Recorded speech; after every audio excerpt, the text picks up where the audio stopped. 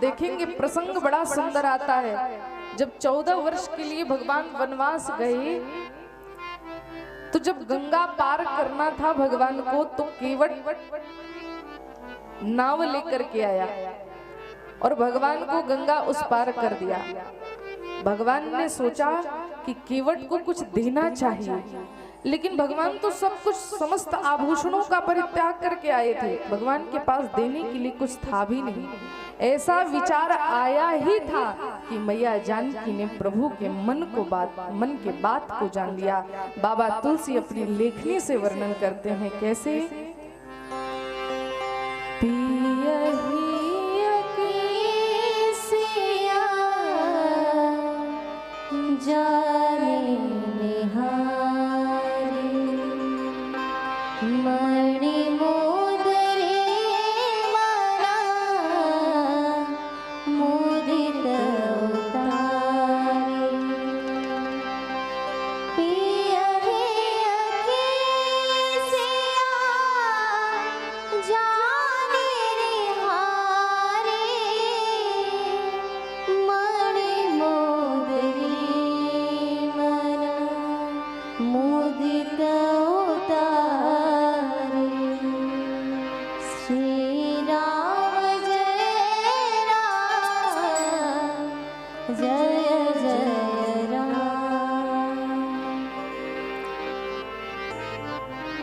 ऐसा भगवान ने विचार किया ही कि केवट को कुछ देना चाहिए।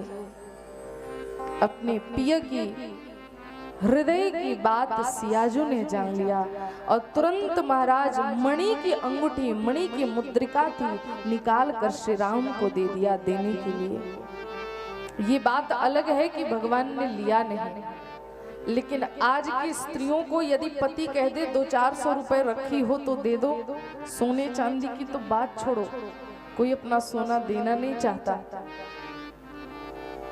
200-400 रुपए भी स्त्रियों से नहीं निकलेगा, ऐसा नहीं होना चाहिए। पतिव्रता का कर्तव्य है पति की विपत्ति अपनी विपत्ति को समझे। पति का सुख आपका सुख है, उसी प्रकार पति का दुख भी आपका दुख होना चाहिए। यही शिक्षा मां सुनैना ने जानकी जी को दिया और यही शिक्षा मां मैना ने अपनी बेटी पार्वती को दिया। शिव पुराण में इसका दिव्य वर्णन है। ब्राह्मण पत्नियों को बुला करके मां पार्वती को अपने ससुराल जाने से पूर्व अनेकों प्रकार की शिक्षा दी है। ब्राह्मण पत्नियों से दिलाया कि एक पतिव्रता स्त्री को कैसा होना चाहिए। ब्राह्मण पत्नियों ने कहा कि एक पतिव्रता स्त्री को सदैव चाहिए कि पहले अपने पति को भोजन कराए, उसके बाद ही भोजन करे। पतिव्रता स्त्रियों को चाहिए कि अपने सौभाग्य का कभी परित्याग न करे। माथे पर सिंदूर विंदी जो भी सौभाग्य के चिन्ह हैं वह जरूर धारण करके रखना चाहिए। जो सिंदूर लगाते हैं उनके पति की आयु वृद्धि होती है। आजकल तो ऐसा जमाना चला है कि शादीशुदा और बिना शादी के पता ही न चले कौन विवाहित कौन अविवाहित। शहरों की तो और दुर्दशा है, गांव में तो फिर भी लोग स्वभाववश या जो भी कहें सौभाग्य का चिन्ह धारण कर लेते हैं, लेकिन शहरों की बड़ी दुर्दशा है महाराज। सिंदूर बिंदी न लगाने के कारण इसलिए सदैव सौभाग्यवती स्त्रियों को अपने मांग में सिंदूर जरूर भरना चाहिए। कथा सबने सुनी होगी। एक बार मैया सीता जब सिंदूर लगा रही थी तो हनुमान जी गए। हनुमान जी ने पूछा, मैया ये सिंदूर क्यों लगाती हो?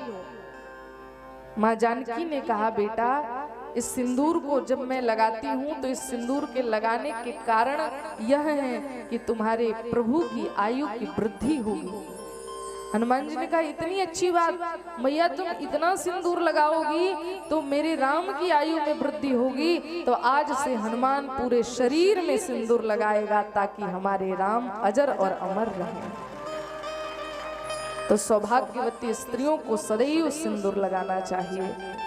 अनेकों प्रकार की शिक्षा माँ मैना ने पार्वती जी को दिया और विदाई का समारोह आया।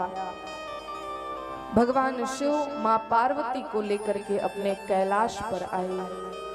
वहीं पर एक आश्रम है, उसी आश्रम में मां पार्वती के साथ भगवान भोलेनाथ रहने लग गए।